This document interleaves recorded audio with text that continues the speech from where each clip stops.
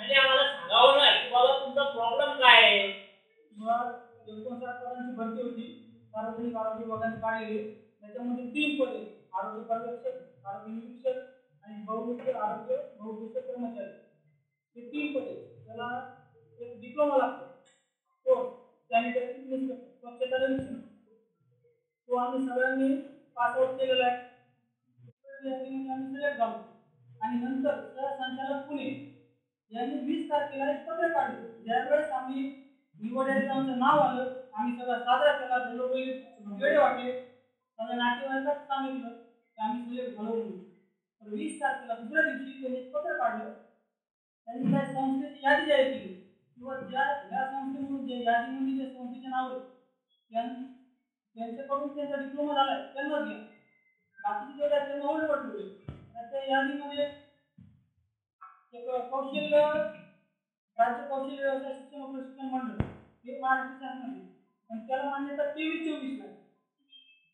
म्हणजे 23च्या भरतीमध्ये त्यांचा एक पण विद्यार्थी नाही. त्यांचे विद्यार्थी 2024 ला पास आउट होते. त्यांनी दुसरी संस्था घेतली, त्याच्यामध्ये All India Institute Local Self Government ही सुद्धा ऑटोनॉमस बॉडी आहे. त्यांचे विद्यार्थी त्यांनी ऍक्सेप्ट केले. आणि नंतर परत काय केलं, आमचा डिव्हिजन 20 पासून सुरू झाला. ज्या यादीमध्ये त्यांचे नाव आहे त्यांना घेतलं त्यांनी, त्यांना जॉईनिंग ऑर्डर पण दिली. आम्ही फॉर्म भरला नसता विद्यार्थ्यांनी. तर ठीक आहे, जाहिरातमध्ये नाही टाकलं, निकाल लागण्याच्या अगोदर तर जाहीर करायचं असतं. निकाल लागल्यानंतर पण नाही केलं. निकाल तर अगोदर लागला. निकाल लागला म्हणजे आम्ही सगळीकडे साजरी केल्यानंतर डिग्लोम केल्यानंतर 20 तारखेला मग हे पत्र काढले या संस्थेतून केलं तर त्यांना घ्या. त्यांनी त्यांना पण कुठली माहिती कोर्स चालवण्यासाठी त्यांची पण आम्ही RTI सगळे टाकलेले प्रूफ आहेत आमच्याकडे, तरी पण नाही. आणि सहसंचालक फक्त पत्र काढतात की बाबा पोलीस परिस्थितीनुसार डॉक्युमेंट द्या, हे द्या. 5 महिन्यापासून फक्त पुढं अवधीचं उत्तर चालू.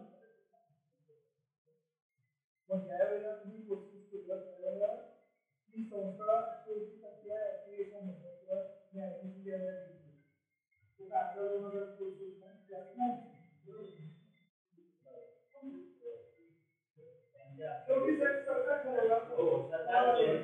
विद्यार्थी काय म्हणाले, आमचे 2 वर्ष आहे तुम्ही सांगितलं कोणती युनिव्हर्सिटी झाली तरी एकूण यशवंतराव चव्हाण आणि युनिव्हर्सिटीमध्ये एम झाले त्यांना तो इन्फ्लुएन्स केलं. बरोबर, इतरांना नाही. ठीक आहे, मिनिस्ट्री ऑफ फॅमिली वेलफेअरचे त्या कोर्स करणाऱ्या संस्थेला मान्यता पाहिजे. दुसरी गोष्ट, नागपूरची जी शासनाची संस्था आहे त्याची मान्यता पाहिजे किंवा तुम्हाला महाराष्ट्र शासनाने मान्यता दिली पाहिजे. यहाँ तक बच्चा है जिसकी कोई तरीके से सुनने वाला एक ही लिखा हुआ जो सर जिनके माँ बाप जिसकी शादी हो गई, जिन लोगों में किसी की शादी टूट गई है, आज उनके आपका कब होने वाला है करके इसका सारा डॉक्यूमेंटेशन आपने पहले जो एक्सेप्ट करके फिर इनको जो आपने उसमें क्वालिफाई किया था एग्जाम में, यही इन बच्चों का सवाल है. यहाँ पे हम 3 दिन से देख रहे हैं तो हम लोगों को बुरा लग रहा है.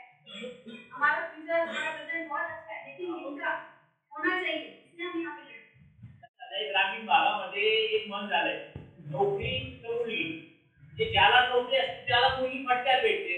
आता काय झालं, ज्याचं यादीत शासनाने डिक्लेअर केली की बाबा हा सिलेक्ट झाला म्हणजे गावाला माहित पडतं, बाजूच्या गावाला माहित पडतं, लगेच तिथं नातेवाईकांची लाईन लागते की बाबा माझी मुलगी कर. आता त्याची मुलगी गेली, त्याचं लग्न झालं, सर्व झालं. 19 फेब्रुवारी छत्रपती शिवाजी महाराजांची शिवजयंती आहे. शिवमोर्चावर तुम्ही यादी डिक्लेअर करता आणि असं करता. अरे तुम्ही महाराजांशी तर खरं बोला. महाराजांच्या राज्यात राहता. आता महाराष्ट्र जे असं करत होते ना कोणाबरोबर, महाराजांशी तर व्यवस्थित बोला ना.